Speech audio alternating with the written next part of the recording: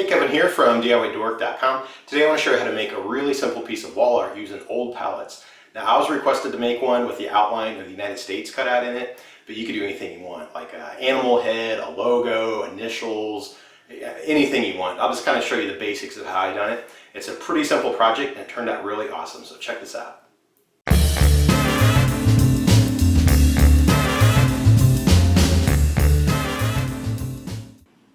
Alright, so here's what I'm using to build this project. I have some old pallet boards here. They're all raw and rough right now, but they're going to look really cool once I'm done with them. These two extras over here are going to be the sort of support braces that go towards the back that everything will be glued and nailed to hold it all together. And I may need to, some of these pieces that get cut out, I may end up using them as some extra supports kind of towards the middle just to keep things from flopping around, but I'll see how it goes once we get it all cut out. Alright, so what I'm using for a template is this poster of the US that I found.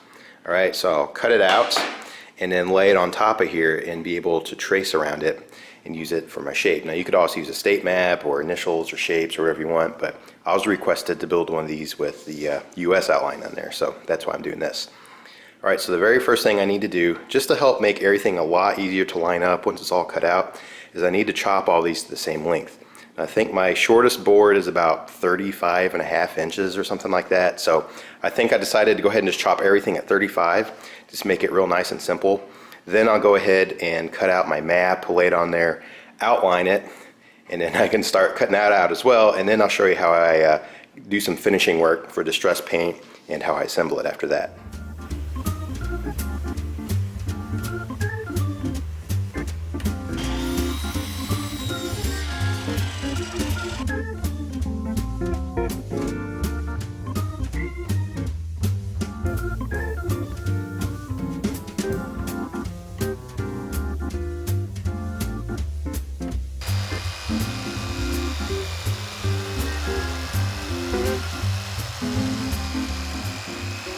Alright, so here it is after everything has been cut out. You can kind of see all the separate parts that I'm going to have to assemble back together. Now I personally like the look of just this raw pallet wood, and it'd be pretty cool if you wanted to just start sanding everything, because I mean they do have some rough edges you want to smooth out, and then just kind of glue up these little pieces and then assemble the back supports and go for it. But when I was requested to make this, they wanted it in a distressed white. So I think what I'm actually going to do is go ahead and take everything out here and put a really sloppy paint job on them first, and then I can distress and kind of smooth them out by sanding all in one shot and then assemble it. So that's what I'll do next.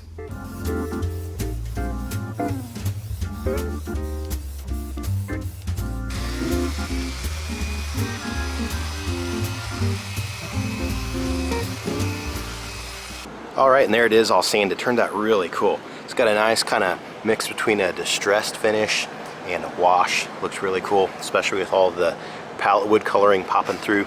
Looks pretty awesome. Alright, so now what I need to do before I start assembling is I want to go ahead and just glue up all of the little pieces. So you can see these, they're just too small to really add supports behind them. So I'm just going to add some glue in between and let them sit out here in the heat. Hopefully they'll dry fairly quickly. Also, even this long skinny one right here, I'm going to glue it up to that board up there. And then also this one right here, I'm going to glue down to this lower board. Then all the ones that are on the edge, I'll leave alone till later when I can add those support braces in the back. Now one more thing, when I was sanding, I made sure to sand the edges really nicely so that I could get rid of as much paint as possible, so that way when I glue, the glue will stick. I also did to the edges here. I think I'm going to go ahead and when I assemble everything together, I'll even add glue in between here as well as to the braces back there. So anyway, right now I'm just going to glue up the little pieces and let them dry.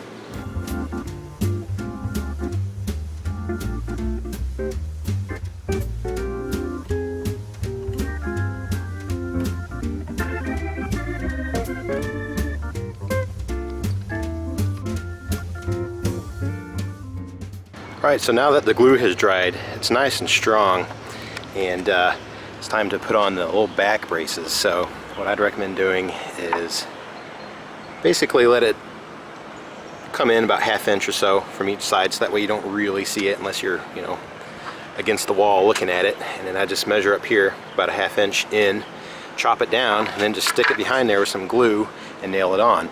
But I decided that I am not going to put the braces on this piece.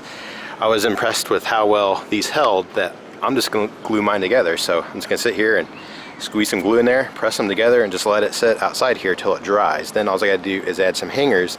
Then I'll show you what it looks like when it's finished.